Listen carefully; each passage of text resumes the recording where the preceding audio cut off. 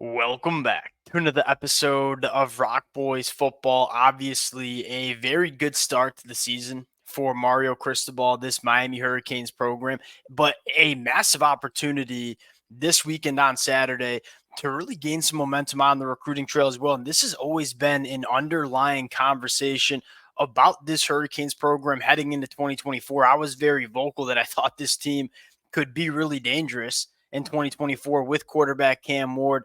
But one of the fascinating storylines is what happens to Miami on the recruiting trail when you really put together a special season. I think that's what we're going to get our answer to over the next couple months. We all know Mario Cristobal, like he lays and waits. And when it is closing time on the recruiting trail, he consistently kind of pulls rabbits out of the hat.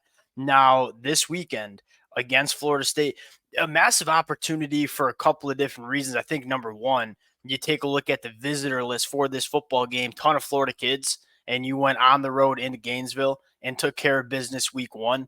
Now, this is an opportunity to be a struggling Florida State team and kind of send a message that if you are a highly ranked kid in the state of Florida, you know where to end up playing your college football. That is with this Miami Hurricanes program. Want to go over a couple of names that I think we need to keep an eye out for during this visit. There are, I think, over 30 names that are going to be on campus, a loaded 2026 class as well in terms of the guys that are going to be on campus. But I want to focus in on the 2025 class and kind of talk about some names that will be on campus that I think Miami's going to be turning the heat up on over the next couple of weeks and months. Fired up to get into it. Before we do, and as always, one massive shout out, as always, to the Miami Hurricane fans. It's been a blast talking this team on the football field in 2024. It's been a blast for the last 12 months talking about this Hurricanes program on the recruiting trail. Y'all continue to show a ton of love, a ton of support to the fellas. Can't thank y'all enough. If you guys do enjoy the content, consider subscribing to the channel. Without further ado, let's get into this one. Let's start with what I think has been and will continue to be until this kid signs his papers, the crown jewel, the number one target for Miami in the 2025 class. That's five-star defensive back DJ Pickett. Like we said when he committed to LSU, like Mario Cristobal in Miami, we're not going to give up on DJ Pickett, and for good reason. We've talked about this kid at length. Not a ton of reason to go into the football player. Yeah, 6'4", 180, four-sport athlete, 10-6 in the 100-meter dash. There's not a single box that DJ Pickett doesn't check as a football prospect. I think more importantly, this kid's special. I think he's kind of a unicorn. You don't see these long of athletes with the athleticism that DJ Pickett has and the ball skills, having played as an offensive side on the offensive side of the football as well.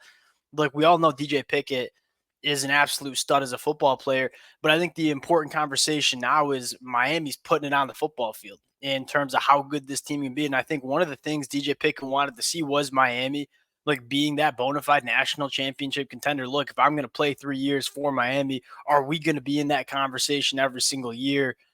I think Miami has showed that. You look at having this, he's been obviously the family connection, been on campus a ton of times. This seems like that moment for Miami to kind of grab back that momentum with DJ Pickett. Now, the next thing I want to talk about, and a guy that y'all know I really do like, Ben Hanks, committed to Florida, was a big time Miami target.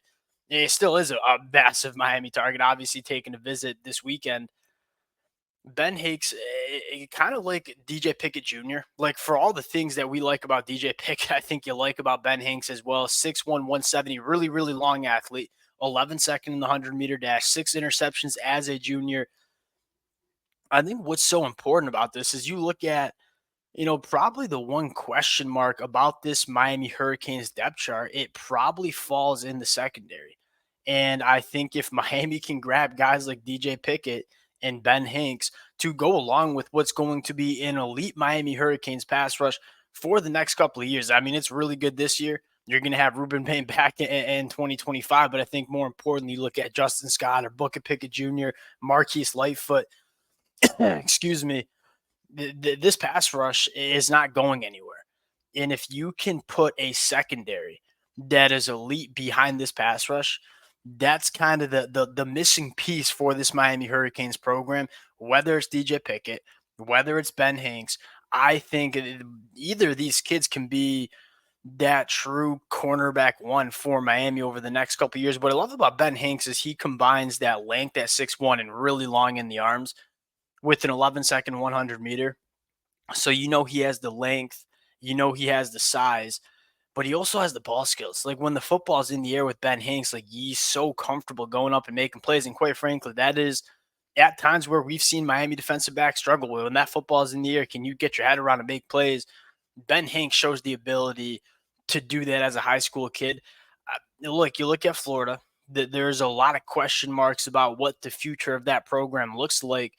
There's a reason Miami's turning up the heat there. And there's a lot of guys that are committed to Florida that I think Miami will be pursuing, guys like Vernell Brown, that I think Miami all of a sudden has a really good shot with, because you look at Florida State and you look at Florida, the future is so uncertain with both of those programs. You look at Miami and say, well, we feel pretty good about where this program is going, where you don't really feel good about those other two programs. Next guy I want to talk about, and the Miami fans who've been rocking with the boys going back to the summer know this is kind of my guy, Myron Charles.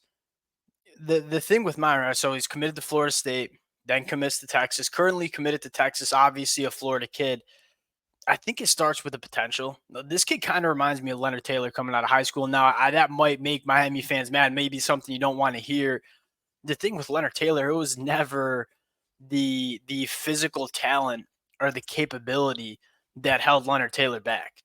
It kind of had to do with the lack of consistency. And I'm not going to talk about the work ethic because I don't know what happens behind closed doors, but it was clear that, he wasn't maximizing the gifts he had as a football player. Myron Charles, kind of a similar conversation where this kid, the flashes on the film, if he played like that consistently, he'd be a top 50 national prospect, no question about it. That's why he's a top 150 prospect in the country. The physical traits are dripping off this kid. Kind of similar to Leonard Taylor, the consistency of the reps sometimes vary. We talk about this all the time on the high school recruiting trail. Bet on these kids. And if they don't work out, they don't work out. You still have guys like Justin Scott on this roster. But if you have the ability to get a Myron Charles into your locker room and then maximize that potential, I am fully confident you're looking at a first-team All-ACC guy. You're looking at an All-American caliber guy. You're looking at a potential first-round NFL draft pick. I don't think there's many defensive linemen with the ceiling that Myron Charles had. This kid's like a cat at 6'4", 295. The athleticism, the feet are incredible, along with the power. You just want to see it more consistently from Myron Charles. You bet on him every single time, every single day of the week. Would love to see Miami. That's kind of how you do it. You look at Georgia and why they've had such good front sevens over the last couple of years. They just bet on those kind of kids. And are you going to hit with every single one of them? No, probably not. But when you do hit, you get a game wrecker. That's kind of what I think Myron Charles is. Really, really excited to see if Miami can get that one done. Next one I want to talk about in a little bit more of I wouldn't say safer. I think Myron Charles has a higher ceiling, but Jaro Carter is really intriguing for a couple of different reasons. A little bit of a different flavor, a little bit more of a squattier body, a 6'2", 284, but I'll say this, he carries that weight exceptionally well. He is, for lack of better terms, just jacked. You go to, I believe it was Rivals in the offseason, 225 pounds on the bench press, 27 times, which is more than a lot of the NFL draft picks are doing on the defensive line. This kid is muscled up, extremely physical at the point of attack. He is not necessarily as long and as twitchy as someone like Myron Charles, but this kid's a bull.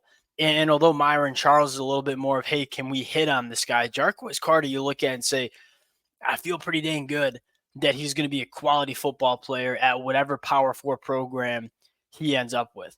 Last guy I want to talk about, and a guy that we haven't even mentioned in connection to Miami, kind of a late riser, Kellen Wy, another in-state kid, Florida linebacker, 6'4", 225, and quite frankly, I don't even know if he's 220. This kid he is not very developed. But when you have a linebacker that's 6'4", he's physical, though. He's just not necessarily developed quite yet. He's long. He's pretty athletic. And what I think I love most about Kellen Wy is you look at the modern era of college football and where these linebackers and what these linebackers are asked to do in terms of playing in space and dropping back in zone coverage.